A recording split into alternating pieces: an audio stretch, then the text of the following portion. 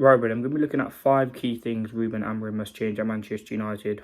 Let me know your thoughts. I'm going to run through 5 quick things, like, comment and subscribe. There's loads of things he will change, but 5 things he must/will change at Manchester United. The first one, goals. United have need goals. We've struggled so much. It's an important part of football.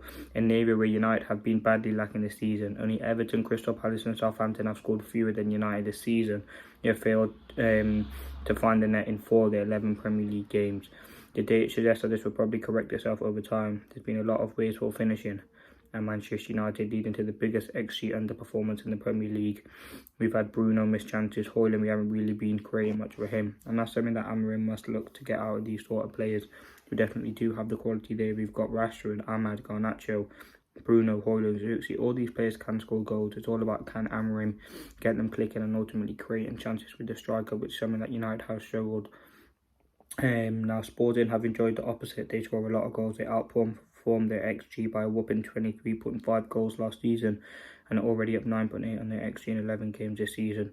The thing is, Sporting score a lot of goals. The way that they played, they create a lot of chances. Where, like you seen in that Champions League game against City a couple of weeks ago, 2 great goals. Sorry, yeah, 4 great goals in that game. They scored a lot of goals. They scored the most goals in Portugal. I think it was only second last season behind Man City.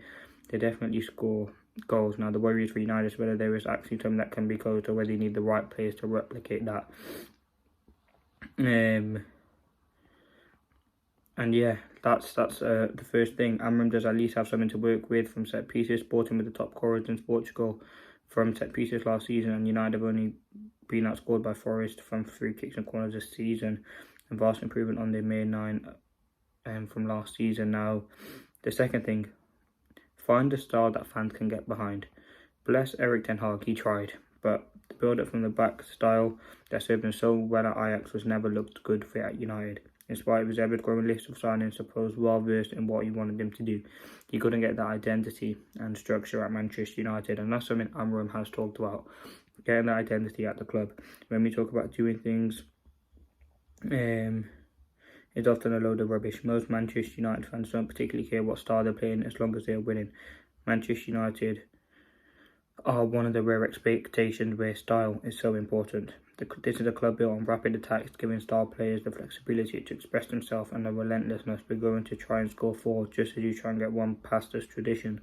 Louis van Gaal and Mourinho did as well as anyone have at United since Sir Alex Ferguson left, at least for a spell, but fans were bored by the football and made their feelings known. Players feel on the pitch, and it leads to second guessing and sapped confidence. This is not a criticism for the fans, but rather a reflection on how unsuitably United have been selected their managerial appointments. Now, Amorim's side are known for being stylish and free scoring. At Sporting, he has tended to prefer 3-4-3 with an expansive defensive line that pitches with his midfield duties rather than patiently waiting for an opposition to force the issues back in the midfield and always trying to make sure they hold a numerical advantage. It's not focused on individual players, it's focused on more of the team, and that's absolutely fantastic. So listen, we need to see a style that we can certainly get behind. We were so poor, and yeah, it was relatively shocking to see the performances that Manchester United did put in. So yeah, the third thing to expect is that now the fourth thing, change of formation. I think that's the biggest one, and that's why I've left it on to number 4. But the fourth thing, we will expect to change the formation at 3-4-3, wing backs, 3 centre backs, 2 holding, 2 inside forwards. It is totally different, and it is an untraditional way of playing. Something that United have been never really played before. Now, maybe change is good. Maybe a change of formation will massively help Manchester United in these sorts of scenarios. We have been struggling, and yes, that is Amorim style 3-4-3. System, get the wing backs, high press, defenders good on the ball, and it's all focused on identity and team morale. And that's something that United haven't had and struggled with. So that's something Amorim will bring to Manchester United. No doubt that change in formation will be absolutely key to getting the best out of some players. There'll obviously be players that will thrive in the formation, players that won't thrive in the formation, but it's all about getting that right balance at Manchester United. Now, the fifth and the final thing, intensity. I think you can expect intensity at Manchester United. He's talked about that. All his players play with intensity.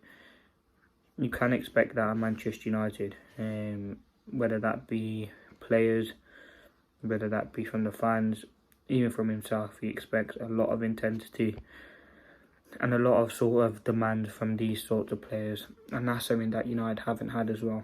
I don't think the intensity has been correct at Manchester United for a long time, and we have massively struggled to get the best out of these players. And I think intensity, as I said, there'll be some players who benefit from this sort of play, there'll be some players who don't benefit from this sort of play, but it's all about getting that balance between all of that, and then we can go on and really show why we are one of the best clubs in the world. But they are 5 things Amorim will/must change at United. Thanks for watching. Peace.